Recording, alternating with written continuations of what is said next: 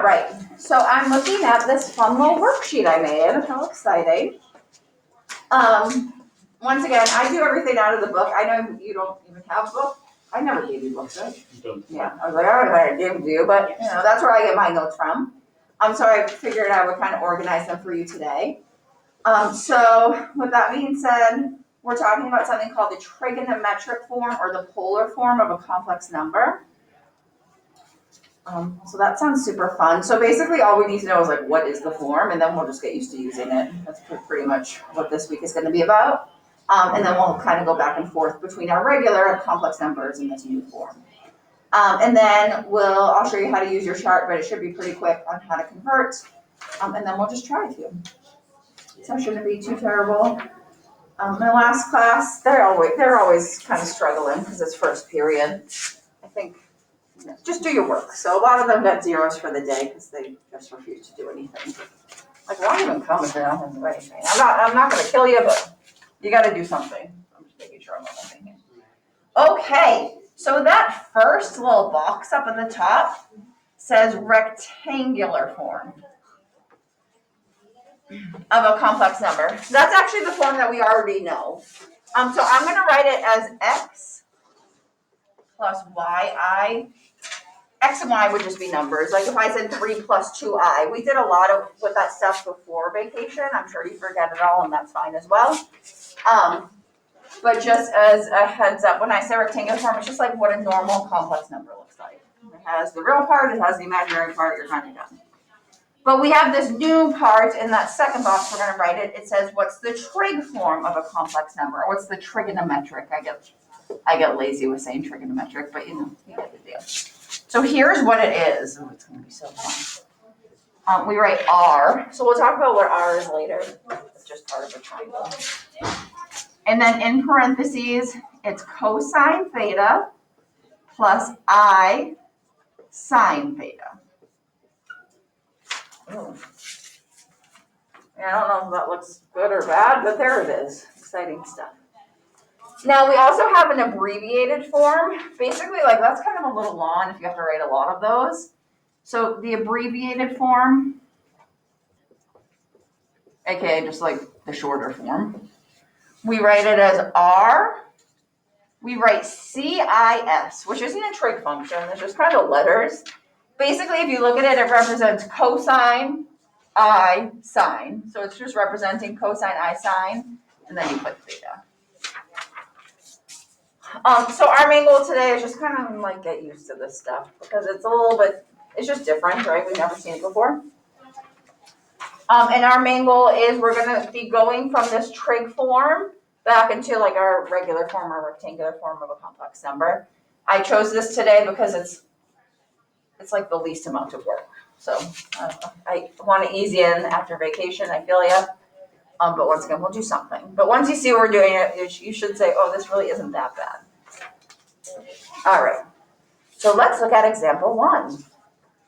So right above it, it says how to convert trig form to rectangular form, and it gives you the steps. Use your trig chart. Okay, that doesn't sound that bad. We're going to look up and replace values inside the parentheses. Then we're going to distribute the number from the outside in, and then we're just going to simplify. Okay, that doesn't sound too terrible. But let me look at example 1 and show you what you're doing. So we have 2 cosine of 300 degrees plus I sine of 300 degrees. And your thetas will be the same. So if it's 300, it's 300 for both. So I just grabbed my chart. You don't need a calculator, you don't need anything fancy. You just need your chart. As long as you got that, you can do these problems. So what I'm going to do is I'll kind of leave that 2 there. I'm going to look up these values inside the parentheses. So I just grab my chart and I look up cosine of 300 because I'm going to be honest, I have no clue what that is. So I go to the cosine column and I go down to 300 degrees and it's a half. So I'm just going to replace it with a half. And then over here I have plus. I keep my I there because it's just kind of there. That's the imaginary part. And I'm going to look up sine of 300. Once again, no clue what it is. Use your chart. It's negative root 3 over 2. Okay, so I'll just kind of throw in a negative root 3 over 2. Okay, so that was the first step. That wasn't bad. Then basically all you really have to do is you're going to take this number outside and you're going to distribute it in. You're going to multiply it in, and then just simplify if you can. So 2 times a half is just 1, right? A half of 2 is 1. There you go. That wasn't that bad. Then we have, well, I'll write that in a second. I see our I, we'll do that. Let me just look at my number first. We have 2, I'll kind of do it off to the side, times negative root 3 over 2. And then what happens is those 2's just cancel. So just, make your life as easy as possible. So we're really just left with minus root 3. So I'm going to write that as, instead of writing plus and negative, I'll just write it as minus. I'll keep my I there, and then I'll put root 3.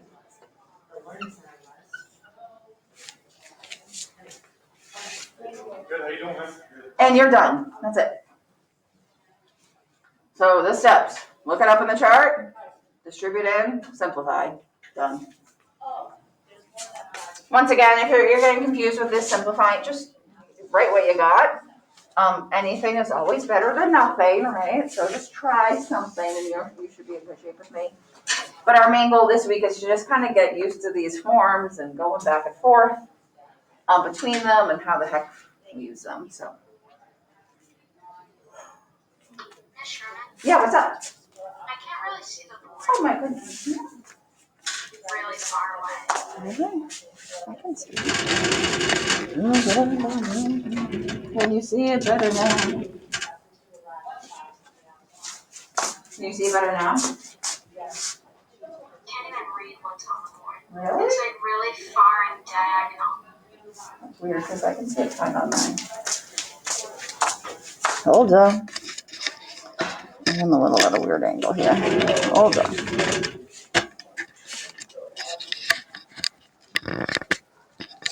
So I'm going to turn the light off so there's not as much glare.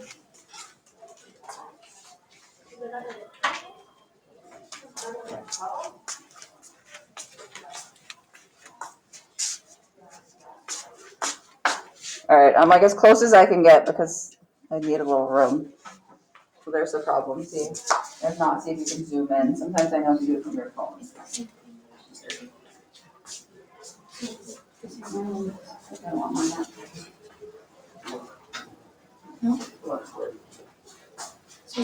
All right, how exciting.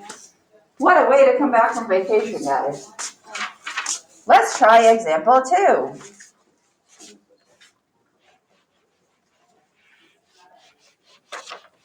Oh my gosh, this is so close to me. Example 2. Sure.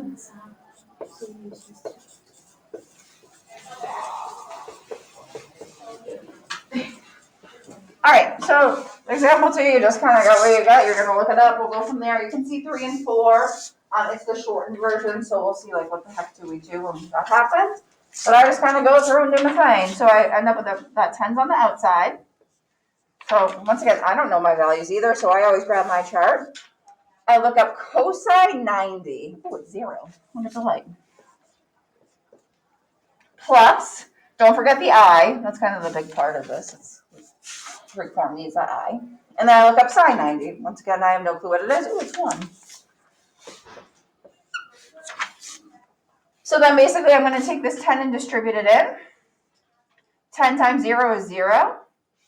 10 times 1 is 10, so we can write that as plus 10i. You don't technically even need to write the 0. You can just write it as 10i. But either of those would be perfectly fine answers for that problem. So once again, if you have a 0, you don't really need to write it. Ooh, those are my favorite when you get the 0s and the 1s. What a delight. Okay, so not bad. So now we're going to look at example 3. In example 3, it's really the same thing. So you're going to notice you're just doing the same thing over and over. But they gave the abbreviated version, so we just want to know, like, what the heck do I do if I see that? And then you're going to notice, as you're using this chart, like sine and cosine, you just see a lot of the same values, so it's just kind of getting used to what goes where and being careful with simplifying. But other than that, it's, pretty much the same thing every time. Just getting used to how to get there. So example 3. Oh, we have the abbreviated version, the shortened version. So the issue with the short version, once again, I said like CIS doesn't actually represent anything. It's not like something I can look up. It's just shortening this to this. So basically we need to start with the short version. We need to make it the longer version. So it's just kind of getting used to, once again, go in between our forms. So what we would do is the R goes on the outside. So we'll write the 2 on the outside.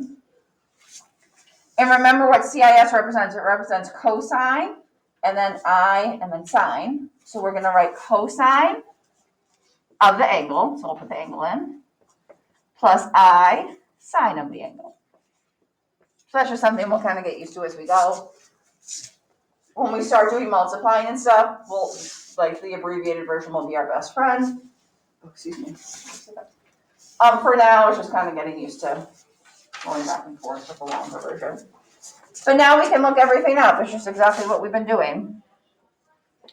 Cosine of 30, what is it? Well, it's root 3 over 2. We have the plus I, and then sine of 30 is 1/2. You're starting to notice, ooh, like I've seen these values before. Yeah, because there's only so many things in the chart. So you start to see a lot of things repeat, and that's perfectly fine. So then all we're going to do is distribute it. When I distribute, this kind of happened in the last one, the 2's canceled, right? So if I had 2 times root 3 over 2, the 2's cancel, and I'm just left with root 3. Oh, that's not bad. Plus, 2 times 1/2 is just 1, so I'm just going to say plus 1I. If you said I times 1 or just I, that's fine. Sometimes we just write things in different orders. As long as you have the main idea, you good. And then we're just going to do one more. And then you guys are going to try a few. And then that will kind of be it for the day. Easing our way in after vacation.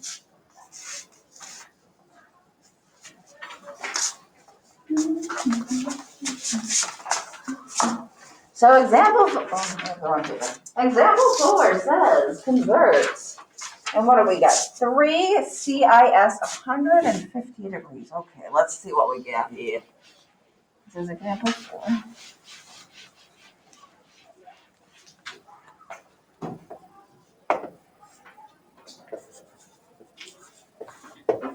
Let's do 150. Okay. Once again, this doesn't really help me. I don't know what to look up. So we're going to go from the abbreviated version, but we're going to expand it. We're going to make it the longer version by saying 3 parentheses. Remember, this represents cosine of the angle plus I sine of the angle. This is never something I'm going to have you don't need to memorize it. If nothing else, you just write it down a few times and then you have an example to look back at. I'm going to be honest, I teach trig and I had to reteach myself this before vacation. Because it's